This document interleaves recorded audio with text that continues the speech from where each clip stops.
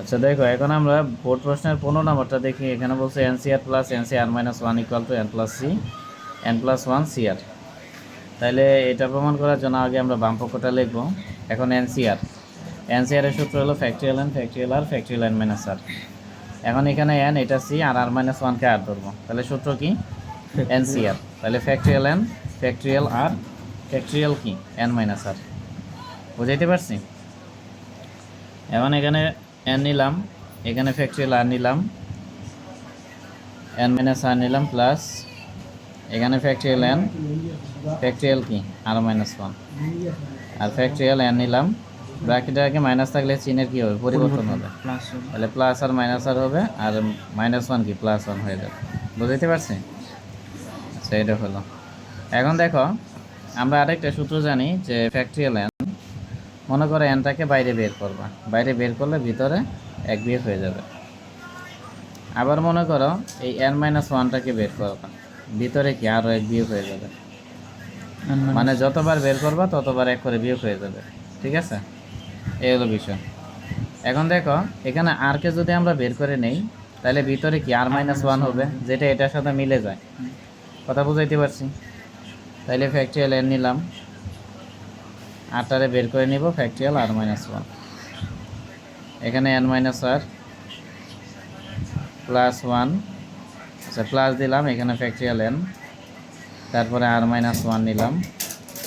এখন দেখো, এখানে যে N minus r plus one আছে, এটারে বের করে নিব। বের করলে কি ভিতরে এক বিয়োগ হয়ে যাবে। এই ভিতরে যদি এক বিয়োগ হয়, plus one r minus one কাটা যাবে, তাহলে এন মাইনাস আর হবে, যেটা কি এটার সাথে মিলে যাবে।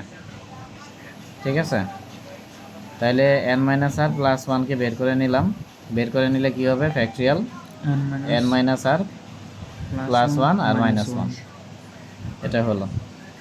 এখন এখানে ফ্যাক্টরিয়াল এন নিলাম, তারপরে r into factorial r minus one, factorial n minus r নিলাম, প্লাস হলো ফ্যাক্টরিয়াল এন নিলাম, আর এখানে ফ্যাক্টরিয়াল আর মাইনাস ওয়ান নিলাম, তারপরে এখানে n minus r plus one নিলাম, প্লাস ওয়ান মাইনাস ওয়ান কাটা দিলাম। কাটা দিলে কি থাকবে? N minus r. এখন এখানে ফ্যাক্টরিয়াল এন, এখানে factorial n, factorial n common নিব। কমন নিলে এখানে factorial r minus one, factorial n minus r, এখানে factorial r minus one, factorial n minus r common নেওয়া যায়। তাহলে কমন নিব আমরা। তাহলে factorial r minus one, factorial কি এন মাইনাস আর। তাহলে কমন নিলে কি থাকবে বলো? যা যা কমন নিচ্ছে তা বাদ, বাদ দিলে নিচে থাকে আর উপরে কিছু থাকে না, এই জন্য ওয়ান। প্লাস এখানে নিচে কি থাকে? N minus r plus one, আর উপরে কিছু থাকে না, সেজন্য কি ওয়ান। বুঝাইতে পারছি? হ্যাঁ, এই হলো বিষয়। আচ্ছা, এখন দেখো, তাহলে ফ্যাক্টরিয়াল এন নিব, এখানে ফ্যাক্টরিয়াল আর মাইনাস ওয়ান নেব, আর এখানে এন মাইনাস আর নিলাম। নেওয়ার পরে আমরা লসাগু করব। লসাগু করলে এখানে আর এখানে n minus r plus one, দুইটা লসাগু দুইটাই হবে, আর এখানে তো আর কোনো মিল নেই। আচ্ছা, এখন দেখো, তাহলে আমরা নিয়ম কি, এটাকে এটা দ্বারা ভাগ করব। তাহলে ভাগ করলে আর কাটা যাবে, থাকবে এটা, এটাকে ওয়ান দ্বারা গুণ করলে এটাই হবে। তার মানে N minus r plus one, আর এখানে প্লাস ওয়ান দিলাম। তাহলে এখন নিয়ম কি, এটাকে আবার এটা দ্বারা ভাগ করব, ভাগ করলে এটা কাটা, তাহলে আর থাকে, আরের সাথে আবার ওয়ান গুণ করলে কি আরও। এই হলো বিষয়। তাহলে ফ্যাক্টরিয়াল এন দিলাম, ফ্যাক্টরিয়াল আর মাইনাস ওয়ান দিলাম, তারপরে ফ্যাক্টরিয়াল এন মাইনাস আর দিলাম। এরপরে দেখো, এখানে মাইনাস আর প্লাস আর কাটা দিলে এন প্লাস ওয়ান থাকে, তাহলে এন প্লাস ওয়ান নিলাম, আর এখানে আর দিলাম, তারপরে N minus r plus one দিলাম। আচ্ছা, কাটা দিয়ে দিলাম, কিন্তু পরীক্ষা এইভাবে কাটা যাবে না। ঠিক আছে, এখন এন প্লাস ওয়ানের সাথে ফ্যাক্টরিয়াল এন কি গুণ হয়ে যাবে, তাহলে N plus one factorial N, মানে এই ফ্যাক্টরিয়াল মুক্ত যে পথ আছে এগুলাকে সামনে রাখতে হয়। এখন এই আর এর সাথে কি আর মাইনাস ওয়ানের মিল আছে কি না? এখানে আর আছে, এখানে আর মাইনাস ওয়ান আছে, তার মানে অবশ্যই এটার সাথে এটা মিল আছে। এই জন্য আর কে আমরা প্রথমে লিখবো, আর ফ্যাক্টরিয়াল আর মাইনাস ওয়ানকে কি পরে লিখবো। এটা লিখলাম। লেখার পরে আবার এন মাইনাস আর প্লাস ওয়ানের সাথে কি এন মাইনাস আর এর মিল আছে, এই জন্য N minus r plus one লিখলাম, তারপরে কি ফ্যাক্টরিয়াল এন মাইনাস আর লিখলাম।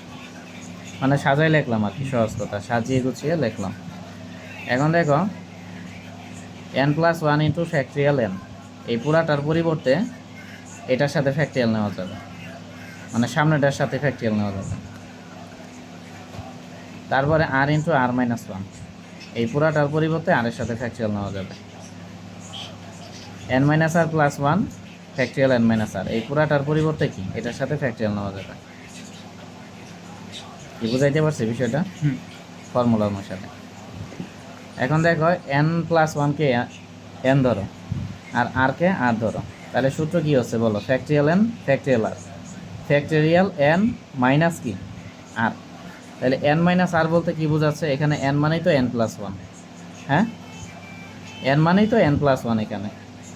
আর সূত্রানুসারে কি n-r, এটা যদি সাজাই লেখো তাহলে কি n-r+1 হবে। এই জন্য এরা এইভাবে সাজাই লিখছে। বুঝাইতে পারছি বিষয়টা? তাহলে সূত্রে কি দাঁড়ায়? Factorial n factorial r factorial কি n-r। তাহলে সূত্রটা কি NCR। তাহলে n মানেই তো n+1, তারপরে c, তারপরে কি r।